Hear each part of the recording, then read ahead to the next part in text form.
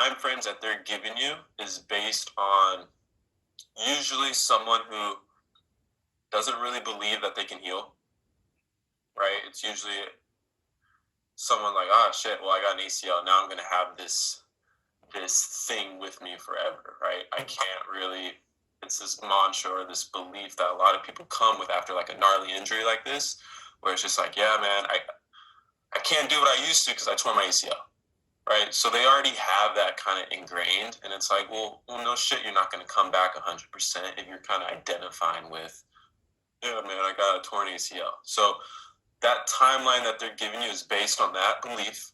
It's also based on the really watered down PT approach that unfortunately most insurance kind of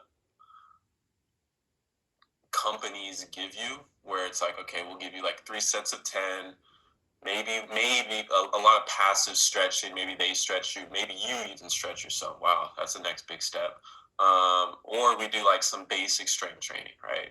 But 3 sets of 10, we're not really pushing you. Some cardio, because cardio for some reason is super, super important. And so it's very, very easy, very watered down, make it very comfortable. And then at the end of the session, it's like, okay, we'll give you some kind of passive treatment, like you said, an ice.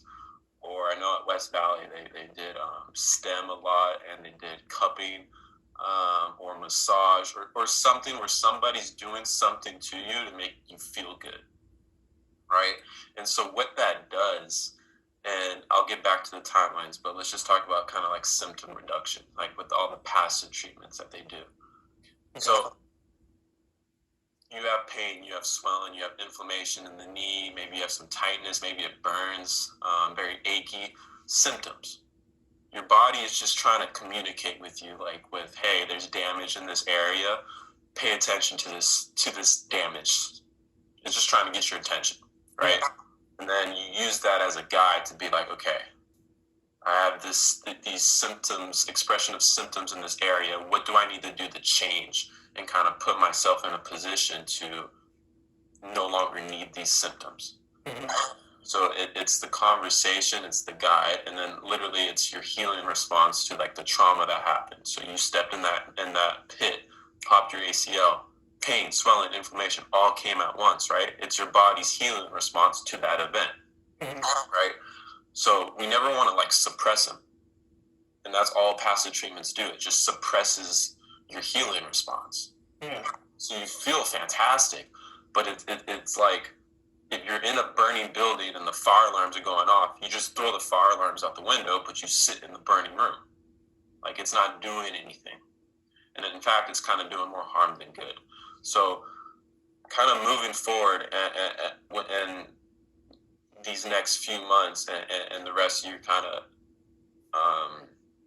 rehab journey and approach, I really want to stress not taking anything that kind of subdues any symptoms. Okay. Right? So any ice, any Advil, any kind of medication, or some modality like a massage or like whatever you can think of. They have laser, they have stem, all that stuff, right? We kind of we really want to be connected to that injury, so we know exactly how you're responding with your rehab. So like, let's say we give you a set of movements and you blow up the next day. Well, if we quieted it down with treatments, passive treatments, we wouldn't know that you kind of blew up and had a negative response. Sure. Back into it, and you just keep kind of doing this damaging to yourself, and you're taking a couple steps back, right? So we need to be really, really present with it.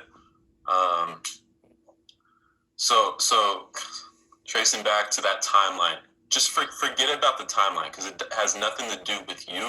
It's very specific to you. Who's to say you can't walk after surgery 2 months? Who's to say you can't run, jump, land after 3 months of an ACL surgery? It's very relative to the person. Sure. Right? So I want to really stress about that. It always boils down to how is your body doing, how is it responding, and how it's feeling. Okay. Communicate with that, right? So if your body says, yeah, I can go, and you go, and you have no negative responses, hell yeah, keep progressing in that manner. But as soon as you have a drawback, a negative experience, you know you have to take a step down, right? So it's just this. It's finding where you fall in like a progression form, Yeah.